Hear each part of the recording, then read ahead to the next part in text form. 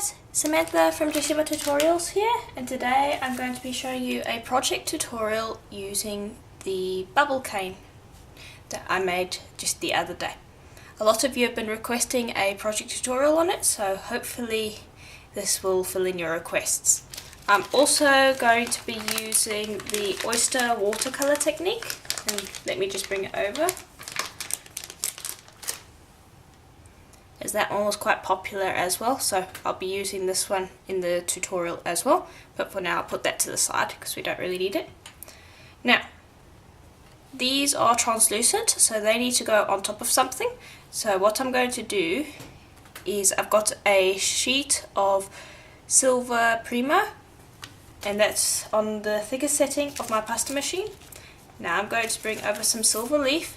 Now, this stuff flies around all over the place at a moment's notice, so make sure that all your doors and windows and fans or anything that could possibly blow air is switched off.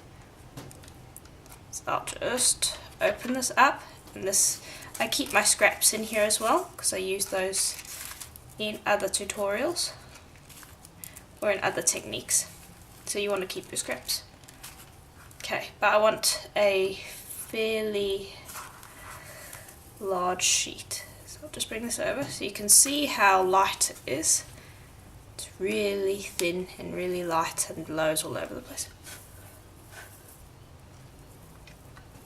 Okay, and then I'll just take this and lay it gently over the piece of clay that I want to cover and blow gently to get stuck at first, and then I'll smooth it over with my fingers.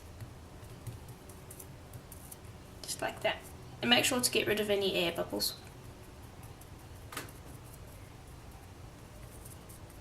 Okay. Then I'll just come over with my craft knife and I'll gently break it away. Now, the silver leaf is surprisingly strong, so you need to be a little careful when you're cutting away the excess pieces because it can tear away some of the leaf that you've put onto your polymer clay already, so you just need to be careful because it can rip. Okay, and then with this excess you'll just pop that back into the little booklet that it comes in. Now, just a side note, I got this silver leaf off of Fire Mountain Gems, so if you want this exact leaf, that's where I got it, and I'll provide a link to that in the links below. Okay, get rid of any excess leaf because we don't want that getting on our clay later on. And now I am going to roll this with my acrylic rod to get it to crackle. So I want a cool crackle texture underneath. And as you can see, I'm rolling in all directions, and this will give me a more obscure crackle because I don't want them all going in one direction. Okay, now we're going to put alcohol inks on this, so I want to get it to the right thickness before I put the alcohol inks on. So this was run through my thickest setting, which was a number 7 on my pasta machine. I use a Jamie Oliver pasta machine that I got off of eBay, if you were wondering. Now I'm going down to my number 5 setting and rolling it through. And now I'm trying to get it to the same thickness as the oyster colour here, and so that's about the right thickness. Okay, so now I'm going to bring over the alcohol inks, and I'm using the same ones that I used in the oyster watercolour. So this one is Stonewashed, Amethyst, Sailboat Blue, and Cloudy Blue, and those are the ones that I'm going to be using. Okay, so I've just got a tiny little brush that I like to use here, and I'm going to start with the purple, and I'll move through all of the inks, and just like with the oyster watercolour, I'm just going to streak it across the silver leaf. Now, you need to be careful with the silver leaf because it has a tendency to come away from the clay when I'm using alcohol ink on it, so just have a light touch and don't scrub at it, because it can accidentally come off. Okay, and I'll provide a link to the bubble cane tutorial and the oyster watercolor tutorial in the links below, so you guys can go and have a look at those. And I'll just carry on doing this through all of the colours of inks until I've almost covered my entire sheet. Okay, so here it is, all done and dusted. And now if you have a heavy layer of inks on here, you want to let that dry. So you don't want these inks to be all tacky and stuff when you're putting your translucent canes over the top. So this one, we could put translucent canes over the top, but we need to go through a bit of a process first. So we'll just put that to the side, and then we'll bring over our canes. Now, we want to try and get as thin a slice as we can. And so I'm using my flexible tissue blade because that gives me thinner slices, as you can see. And now this takes practice, it's not easy in the beginning. And don't worry if some of your cane slices shred, like over here. That's not a whole slice, as you can see. That's fine, don't worry about that. We're just going to piece these together, just like that. And I kind of like the overlapped look. It can give a really interesting look to the piece, because not only are you seeing the effect that you put under the bubble cane, you're also seeing some other bits of the bubble cane under the bubble cane slices. So I'd continue laying that out until I have enough to cover my silver leaf. Okay, so there we are. Now what I like to do before I use my roller to flatten it is I want to get rid of any sharp edges. So I actually squish those down with my finger first, and then I roll with my roller. And this is just a personal thing that I like to do. Find that it helps keep the image crisp. There we go. Now I'll bring over my roller, and I'll roll one way, and I'll roll the other way.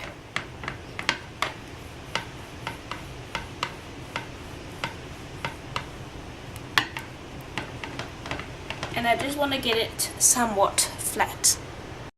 Okay, so now what I'm going to do is just bring over my firm tissue blade and pick that up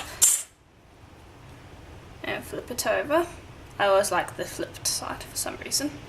Anyway, then I'll lay that over the top of my sheet, and I'll smooth down to get rid of any air bubbles. And now we're going to flatten it completely. But first press it on nicely so that you make sure that there's no air bubbles. Okay, and then we are going to flatten it. And this will crackle the sheet underneath more, which is good.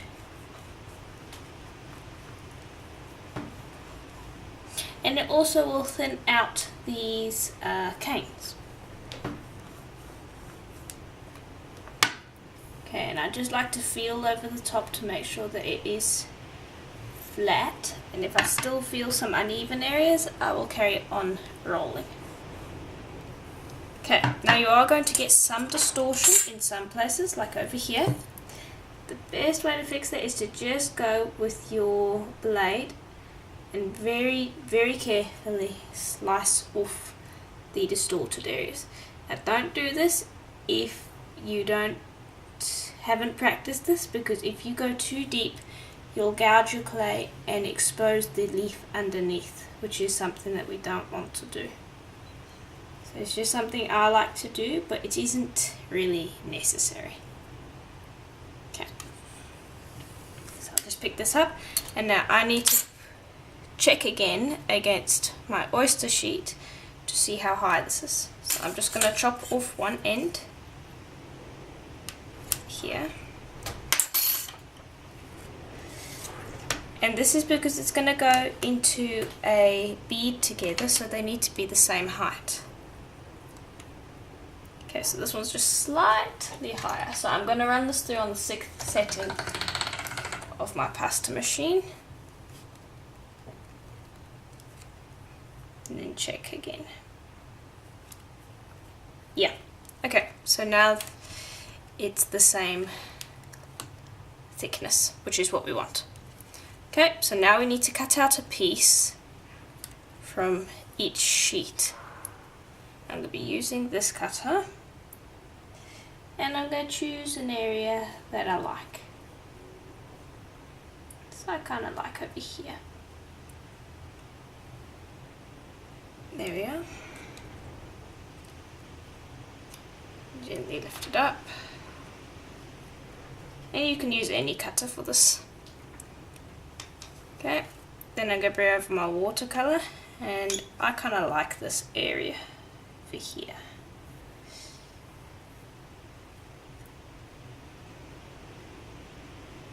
Excuse me if my head got in a second there, that was an accident. And I'll just press down nice and evenly to cut out a nice clean piece. There we are. Okay, now this one doesn't look as good as it's going to because these aren't completely translucent yet. So don't stress about that. I'll just pick these up off the tile. And now what I want to do is I want to cut a diagonal across here. Like that. I'll do that on one of them first, and then I'll use that piece to cut in the right place on the other piece. There we go, like that. And you've got to be careful with that step because sometimes it will stick. Okay, and then we want to gently put them together. Now don't worry if they don't completely match up yet because we're going to thin this out a bit again and we'll have another chance to cut it out. You just want it somewhat the same.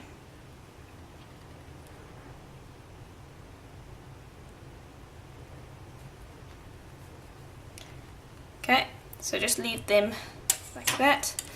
And so I'll pick those up and put them to the side, out of the way for the moment, because we need to do the backing. And the backing is going to be a nice silver colour. And I think we'll actually do a mica shift.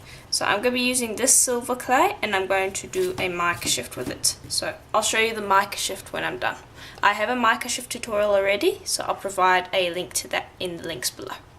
Okay, so here's my mica shift, and it was using this stamp, and this is one of Melanie Muir's stamps from her beach collection, and I'll provide a link to where I got that as well.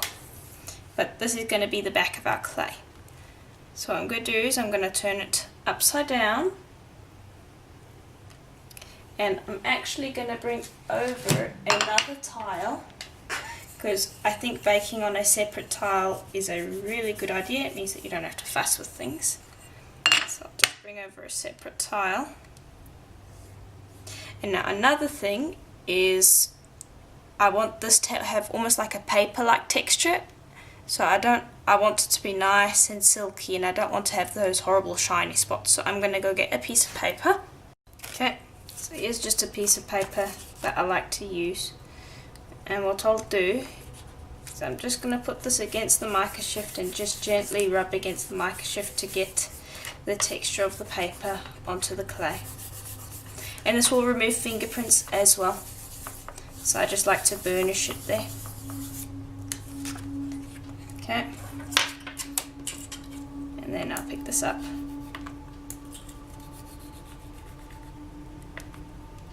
Okay. And I will lay the paper down onto the tile. Flip this around so that the mica shift is resting against the paper. And then I'll bring over these pieces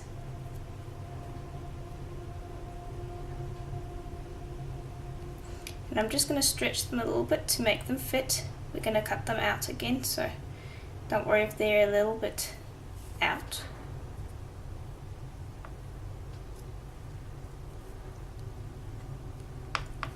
And just make sure that you stick them properly to that clay, the mica shift clay that is, and I'll just gently roll it to make it nice and even.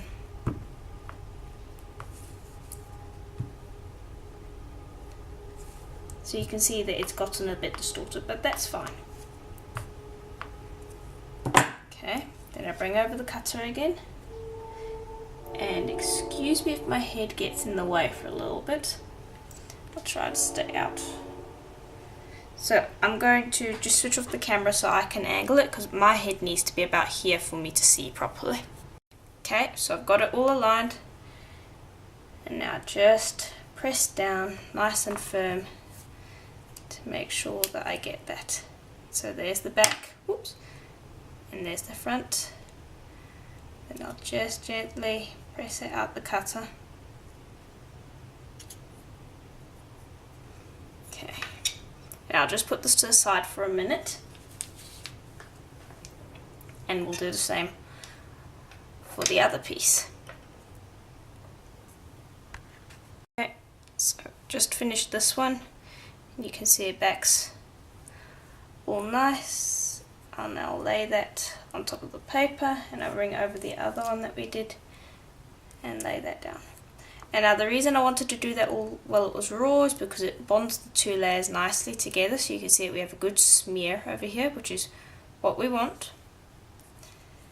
And now what I'm going to do is I'm very carefully going to just go around with my craft knife and trim away any straggly bits that we might have. And just blow them away, because you want this to be you want to have it as neat as possible so that it saves you time later on when it comes to sanding and things like that. And don't worry about the edges at the moment, because we are going to tend to those after these are baked. So I just like to trim up these edges nicely before they go into the oven. Oh, we got a little cat hair there. Kit Kat's been around again. It's summer, so she's leaving hairs everywhere. So I just work that out. And then when you're done trimming them, just make sure to go over with your finger and gently smooth away any marks that you can see, like fingerprints. And then I like to bake them like that on this tile with this piece of paper, and that just goes into the oven, which has a nice big ceramic tile in it. And I've got a few articles on baking if you're interested, where I discuss how to keep your clay from burning and all sorts of things. So I'll come back when these are all nice and baked. Almost forgot to mention that we need to add the bales. So that was an accident on my behalf, but luckily I remembered that we needed to do it. So this is the same mica shift that we had before. Now I forgot to mention before that my mica shift that I showed you was rolled to on the third thinnest setting of my pasta machine. So this one's also on the third thinnest setting of my pasta machine. So we are going to put a bale on the back of our beads. So let's move these over. So these actually need to bake this way around. And we're going to be putting a bale here. So I'll just move this to the side for the moment and bring this over. And what we're going to do is we're going to bring over a ruler and trim away the areas that we don't need. Got this stubborn piece of clay stuck there. Okay, and I'll just bring over tissue blade and trim that away. And this is for our bale, of course.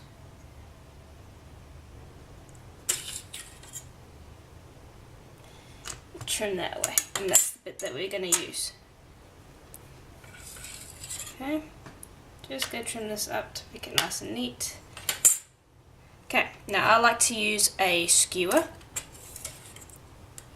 but anything that can go in the oven will work. So what I do is I'm going to wrap this around the skewer. Now this is a little tricky because it doesn't stick to the skewer, but that's what we want. We don't want it sticking to a skewer. For later reference, that is. Okay, so I've wrapped it around, so hopefully you can see there what I've done.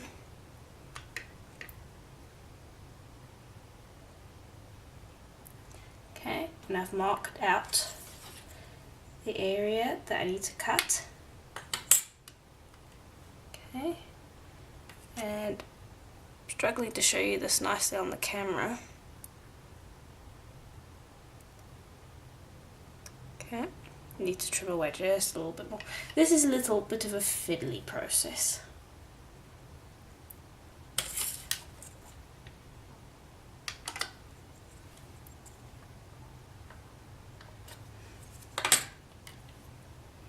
But we want this to meet up nicely.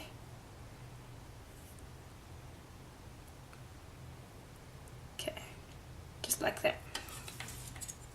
And I'll just push this back into shape.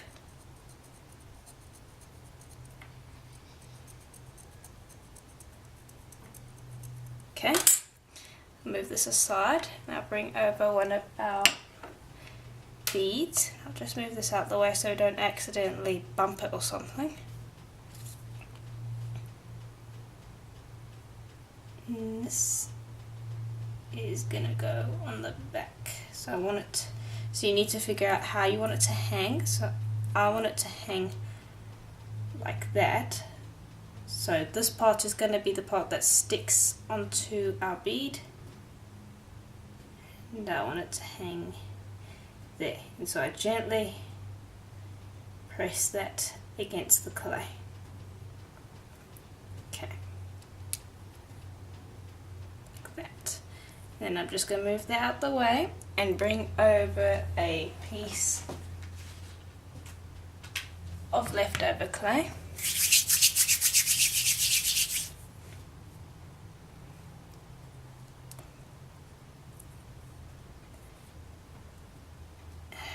And I'm going to use that to prop this up so that it's not flopping all over the place, and that is how I would bake it.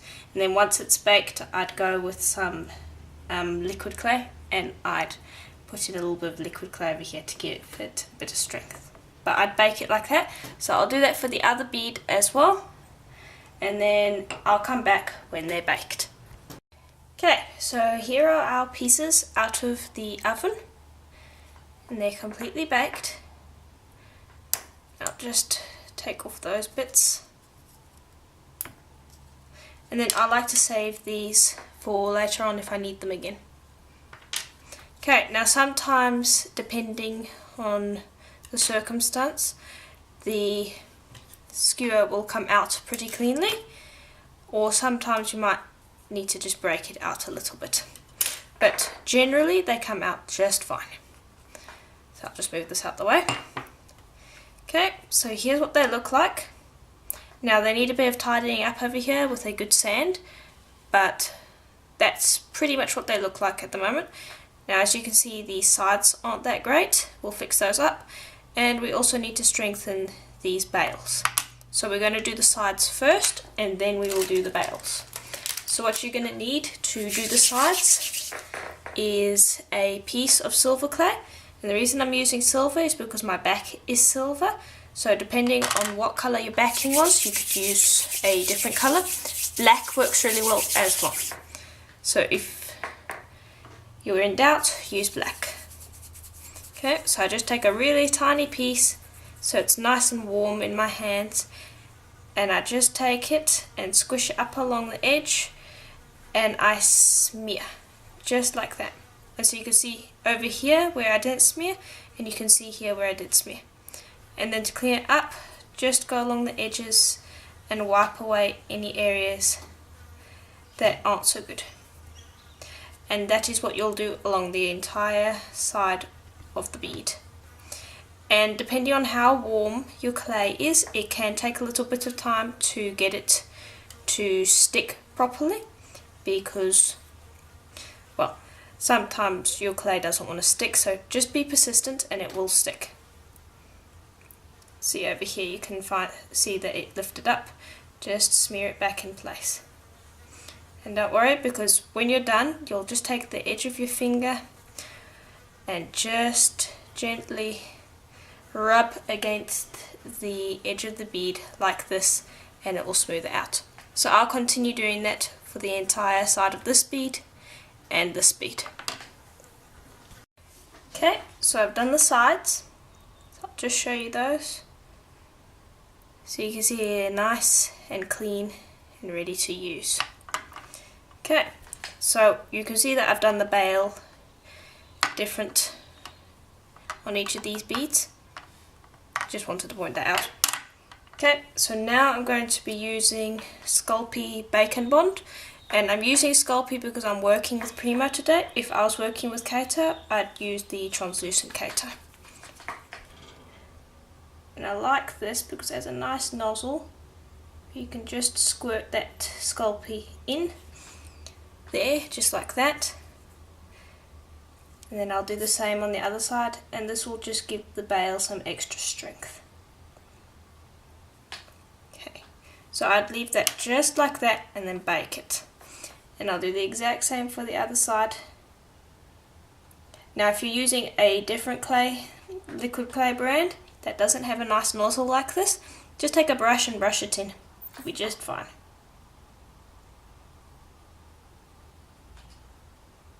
Okay. So then I'd bake these for another half an hour at the recommended temperature. I forgot to mention that before, but I'm using Primo, so I bake it at Primo's recommended temperature, which is 275 Fahrenheit or 130 Celsius. And I will bake those for half an hour, but if you're using a different clay brand, go with that brand's recommended temperature. So again, what I'm going to do is I'm going to pop it, onto these pieces of paper again. And the reason for that is because I'm going to be baking these upside down, because if you were to bake it this way up, the bail would collapse in on itself because it's busy baking, and so it will go all soft. So the flat side of your bead is the side that you'll put facing down. Okay, so those will go in the oven just like that. And the reason I put the paper here is to prevent flat spots or shiny spots, and it also to a certain degree prevents scorching. So it's just an extra safety measure. So I'll go pop these in the oven. Okay, so now that these are out of the oven, I'll just show you what they look like on this side. I've let them cool, but you can see it, you can hardly see the little touch up over there. It's become part of the back, which is good. So now comes the tedious part, where you have to sand. So I like using polishing papers. Yeah, the polishing papers. And I get these off of Our Mountain Gems. I'll provide a link to where I buy them. And these are almost like polishing cloths, or sanding cloths, because they act like cloth. And so that means that they're really easy to work with. You can just wrap them around your finger like that, and it's not very often that they will sand through your fingertips like the wet dry sandpaper does to me a few times. So you'll start with the lowest grit, which in this case is a 400. I like to start with a 400, whether it is these polishing papers or wet dry sandpaper, because wet dry sandpaper works well as well. And I'll just go through this all the way up to the highest grit I have. I say that you need to go up to at least 2000. I think the polishing papers go up to about 8000, so you get a really cool buff with them. And these polishing papers aren't actually to remove a lot of material, they're really just to move you up to a buff. So if you've got fingerprints all over this, I recommend using wet dry sandpaper, as that will remove a lot more material. So I'll just carry on sanding until I'm happy with the finish, and then I'll come back and I'll show you what to do next. Now just a thing to remember, you need to sand the front, the sides and the back, not just the front. Very important that.